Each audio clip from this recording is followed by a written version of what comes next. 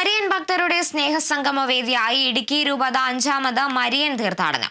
25,000-ഓളം തീർത്ഥാടകരാണ് പങ്കെടുത്തത്. ഇടുക്കി രൂപത മെത്രാൻ മാർ ജോൺ നെല്ലിക്കുന്നേൽ നേതൃത്വം നൽകി.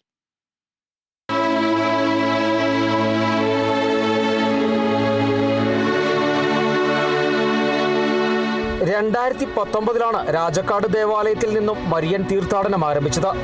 25,000-ഓളം ഭക്തരാണ് 8 നോമ്പാചരണത്തിന്റെ ഭാഗമായി ഈ ദേവാലയത്തിലേക്ക് ഇടുക്കി രൂപതയുടെ കീഴിലുള്ള വിവിധ പള്ളികളിൽ നിന്നായി ഇത്തവണ എത്തിയത്. കഴിഞ്ഞ 4 വർഷക്കാലമായി മരിയൻ തീർത്ഥാടനത്തിന് വലിയ സ്വീകാര്യതയാണ് ലഭിച്ചു വരുന്നത്. കോവിഡിനെ തുടർന്ന് 1 വർഷം തീർത്ഥാടനം തടസ്സപ്പെട്ടിരുന്നു. ഈ വർഷം അടിമാലിയിൽ നിന്നും ആരംഭിച്ച മരിയൻ തീർത്ഥാടനം രാജക്കാട് ക്രിസ്തുരാജ ഫെറോന പള്ളിയിലെത്തുകയും പ്രാർത്ഥനകൾ നടത്തുകയും ചെയ്ത ശേഷമാണ് തീർത്ഥാടനം പുനരാരംഭിച്ചത്. ഇടുക്കി രൂപതാ മെത്രാൻ മാർ ജോൺ നെല്ലിക്കുന്നേലിന്റെ നേതൃത്വത്തിലാണ് തീർത്ഥാടന യാത്ര നടത്തിയത്. ഇടുക്കി രൂപതയുടെ 5ാമത്തെ മരിയൻ തീർത്ഥാടനമാണ്. 8 നോമ്പിനോടനുബന്ധിച്ച് രാജകുമാരി ദൈവമാതാ ദൈവാലയത്തിലേക്ക് നടത്തുന്ന തീർത്ഥാടനമാണ്.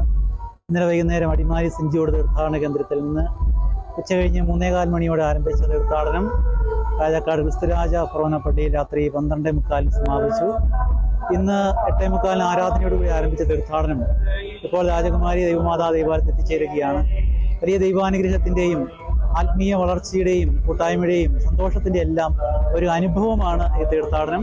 പ്രതികൂല കാലാവസ്ഥയെ അവഗണിച്ച് പ്രാർത്ഥനകൾ ഉരുവിട്ട് പരിശുദ്ധ അമ്മയുടെ അനുഗ്രഹങ്ങൾ തേടി 9 കിലോമീറ്റർ ദൂരം 4 മണിക്കൂർ കൊണ്ടാണ് ഭക്തജനങ്ങൾ പിന്നിട്ടത്. തീർത്ഥാടന യാത്ര കടന്നു വരുന്ന ഇടങ്ങളിൽ വ്യാപാരികളും സന്നദ്ധ സംഘടനകളും ബിഷപ്പിനെയും തീർത്ഥാടകരെയും സ്വീകരിച്ചു. 100-ൽ പരം കുഞ്ഞുങ്ങൾ വിശുദ്ധരുടെ വിവിധങ്ങളായ രൂപഭാവങ്ങളിൽ തീർത്ഥാടകരെ സ്വാഗതം ചെയ്തു നിന്ന കാഴ്ച ഏറെ ആകർഷകമായിരുന്നു. സമീപ ഇടവകകളിൽ നിന്നും കാൽനടയായി മറ്റൊരു തീർത്ഥാടനവും പള്ളിയിലെത്തിയിരുന്നു. പള്ളിയിലെത്തിയ എല്ലാ തീർത്ഥാടകർക്കും നേർച്ച സദ്യയും ഒരുക്കിയിരുന്നു.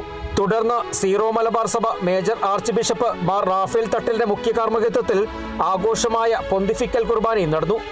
വികാരി മോൺസിഞ്ഞോർ ജോസ് നരിതൂക്കിൽ, സഹവികാരിമാരായ father Joby Mathalikkunnel, father Alex Chennakulam തുടങ്ങിയവർ നേതൃത്വം നൽകി. Kerala vision news, Idukki.